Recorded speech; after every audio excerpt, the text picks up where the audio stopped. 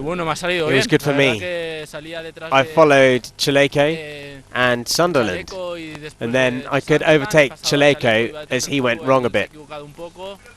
After that, I saw Sunderland went a bit too far down a track alongside a river, so I did a U-turn to take the good way.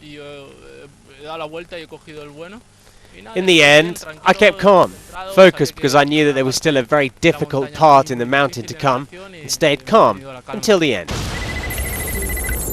In the overall classification then, it was Bereda who led after 3 stages, 13 minutes the gap to Depre and Coma ready to pounce. In the quads, a record entry was trying to beat Marcos Petronelli. The 2-time winner was in contention once more before the Argentinian ground bit back. He needed to be rescued by one of the heli crews and was brought back to the bivouac in San Juan in the afternoon. The quads were now up for grabs.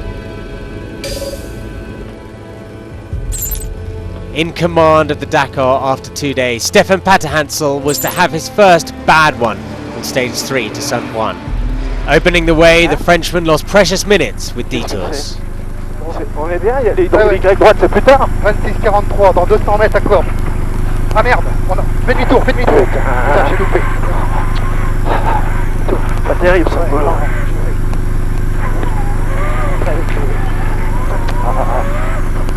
Là en plus c'est important ça. He finally reached the finish, having lost 28 minutes and his overall lead. We went through an off-piste portion in the middle of bushes, and as we left it, we had 3 out of 4 tyres puncture. We went into the wall's mouth, but there wasn't much we could do about it. We couldn't imagine that opening the way would cause 3 punctures. It was a different Mini that took control on day 3, as there wasn't much anybody could do against Nani Roma. The Catalan enjoyed a fantastic 2013 season, and he's just as impressive on this Dakar. The Mini driver claimed his 10th stage success in a car, added to the 12 he won while riding a bike. Roma leads at the end of day 3. The gap 9 minutes to Orlando Terranova ahead of Nasser Al-Attiyah just 1 minute further back. Petterhansel only 5th. Day 4 dropped us down to 146 bikes in the race as it geared up for 352 Ks of special to Chilecito. Drama early on day 4 for Bereda. The Honda rider dropped it while leading the overall. It was the 3rd time in 4 days and his lead was all but gone. For the champion Depre, he was faster than Bereda, the man he needed to beat from the start, but he was losing time to Coma. And suddenly, with the end in sight, he stopped and lost 42 minutes. Disaster for the defending champion, who pushed the bike into the service.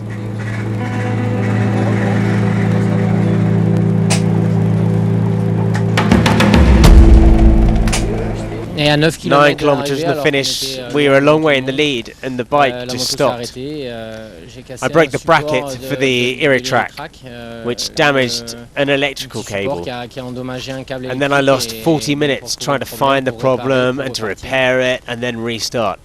There you go, 40 minutes. Coma began to look really impressive on day 4. His smooth style conserved his energy on the long days racing, and he was in the hunt for the win all day long. The loose stones and waypoints on summits pressed already exhausted riders into desperate riding. Gerard Fares was one who struggled, but his route choice was better than others. Stefan Svitko, one who made mistakes. Rising out of the mid-pack was the Sherco of Juan Pedrero, snatching the win by 29 seconds from a resurgent Chaleco Lopez.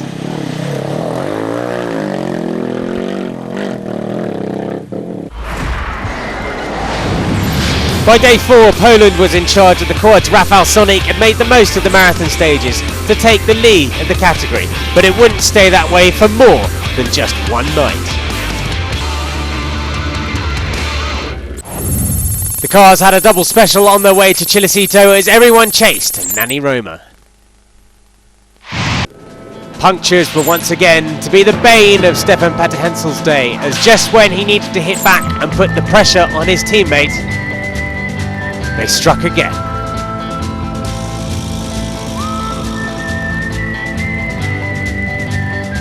The Frenchman was forced to stop with a first puncture on the first half of the stage.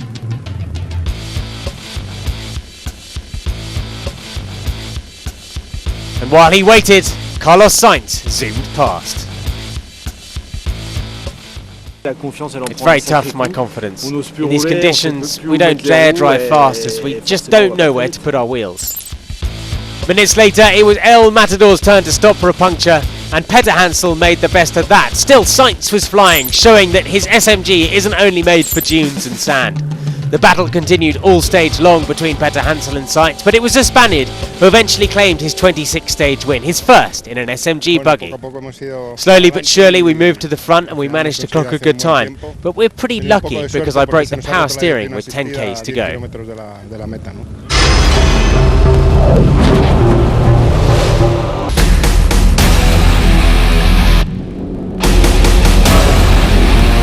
Ballistic, the nickname of BJ Baldwin.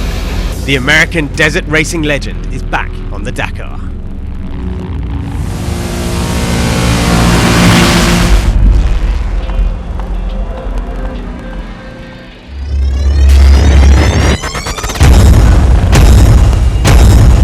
The terrain in Baja is much rougher than it is here. So I was very confident, probably a little bit overconfident. I think I passed like 43 cars on the first day. The second day I passed like 6 or 7 more cars. And then the third day I went 4 kilometers and flew off a cliff. For his second attempt, the 34-year-old is driving a Jeffries buggy with former biker Quinn Cody at his side. I know I'm racing against the 10 best guys in the world. Do I consider myself one of the 10 best guys in the world? Absolutely not. But I still have high hopes. I still want to do very well. I want to represent the United States very well. And you know, no matter what, I aim to win. Will that happen? Maybe not this year, maybe not next year. But I'm going to do the best I can. Other than victory, Ballistic has another battle to take on with his compatriot Robbie Gordon.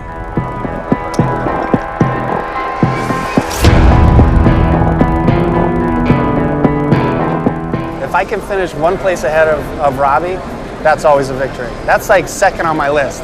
It's win the race, and if you can do that, beat Robbie. It's important to dream, and I think everybody has to dream, and BJ's a bit of a dreamer. And indeed, Baldwin struggled as soon as day one, suffering vapor lock issues, losing close to an hour. We did have some problems today in this stage. We had some fuel delivery problems. We ended up having to change a fuel pump that cost us quite a bit of time. For Baldwin, the gamble is yet to pay off.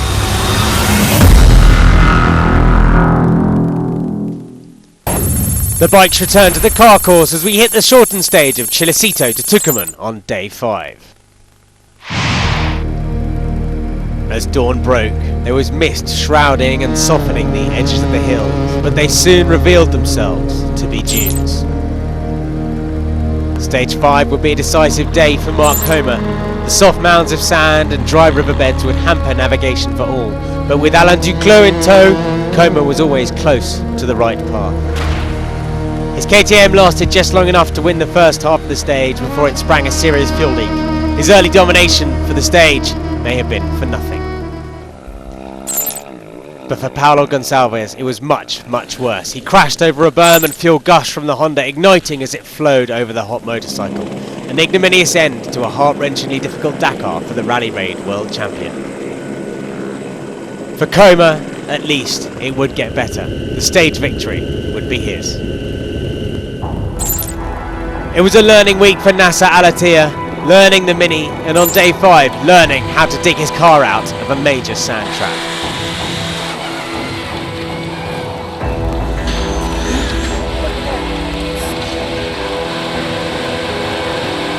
The Qatari driver lost 21 minutes, but he stayed second overall. In the same place as Al-Attiyah, the master of navigation was trapped in the dunes, losing precious time. Meanwhile, Nani Roma was making the best of the upsets of his rivals, despite also enjoying a sandstorm. He was then flying. Roma was the first to reach the finish, capturing his 11th stage win on 4 wheels. Whilst the overall leader of the Dakar, winner of stage 4, Carlos Sainz, had to open the way, and he would witness a terrible day. After first getting lost, the Spaniard was then forced to stop because of an electronic problem on his SMG. te passe Carlos, Philippe. He was eventually helped out by Ronan Chabot, but he was losing time hand over fist. Carlos? Yes. Try. We think we found the problem. The other problem is that we didn't go through a waypoint. The waypoint. Sainz finally reached the finish, having lost 1 hour and the race leadership. The final stage of the first week was split in two, 338 Ks of special stages to Salta. The second best placed of the factory KTM still in the race was Chaleco Lopez, and he was finding it hard.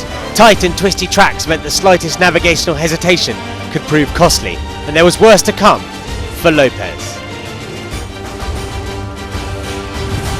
At kilometre 211, he went down a dry riverbed and destroyed the bike in the process.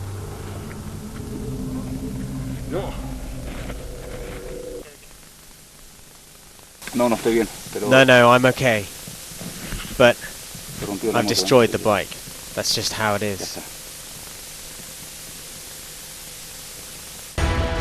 Coma was the early leader at the final stage of the week, but as the opening part of the special rolled on, he slowly gave up his advantage, ending the first half 244 down on Duclos. But after the refueling stopped, he raised his game to finish a close second on stage 6. And that means that he goes into the end of the week leading ahead of Juan Barreda by 40 minutes. Behind them, Alain Duclos is in third, ahead of Villadoms, the second KTM, and Jeremias Israel. A long final day for the cars and more of a straight shootout for the first time this year. And in a straight fight, you would never bet against Petter Hansel, especially when he's in a hunting mode. The 11-time Dakar winner struck back to win his 63rd stage of the Dakar. In doing so, he equalled Vladimir Chagin. However, he would have certainly preferred to gain much more time on Roma, but there wasn't much he could do against his teammates. Entendu? Cap 47. On l'a validé le point. Tu prends un cap 47. 47! Putain, c'est à droite. Oui, Michel, il y a les traces avant. On y va. Ouais. Manny Roma had all the pressure on his shoulders, and though he managed to limit his losses, he still had a few navigational moments. Full blast for Carlos Sainz. He was impressive in stage 6 on the way to Salta. His upsets of day 5 seemed to be behind him, and he made the best of his SMG buggy to cross the finish line with the FIS best time.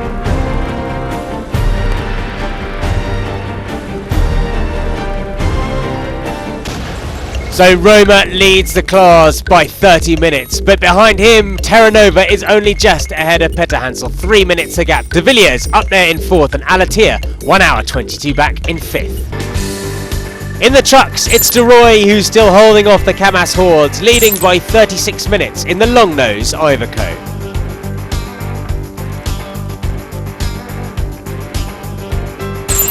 Andrei Karnagev is the best of the blue trucks in 3rd place, 5 minutes behind Marcel Van Vliet.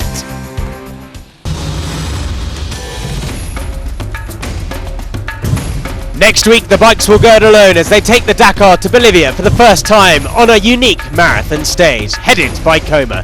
While in the cars, Roma has control of the race, but can he hang on as we cross the Andes into Chile? The adventure will continue for the Dakar 2014.